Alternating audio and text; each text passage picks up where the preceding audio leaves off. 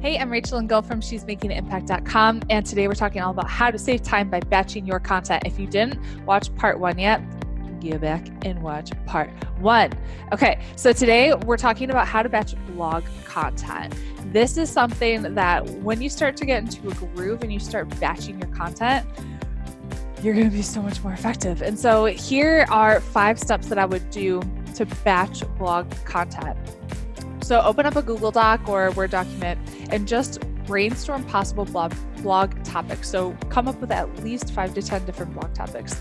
If you're doing the steps that I teach within creating killer content, this is what you're going to do next. If you're kind of winging it and creating content without coming up with search engine optimization, using the right headlines and title tags, skip this part, but you should really get creating killer content. It's cheap and it's so good.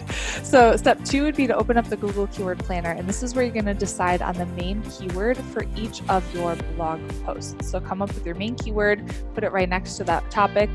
Then step 3 is open up the Advanced Marketing Institute, where we're able to test the emotional marketing value of a specific headline. This is how you're going to create a blog post title. Open that up, create a killer headline for each of those blog posts.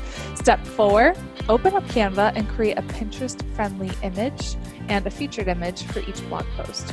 And then step 5, open up Pinterest and create a killer pin description for each post. So you do each step at a time, you just get it all done for 5, 10 posts at a time. So when you're just focused on that one task, you get it done, move on to the next. Focus on that one task, get it done, move on to the next. And you do all that before you actually sit down and write. And then when it is time to sit down and write, you just churn it out.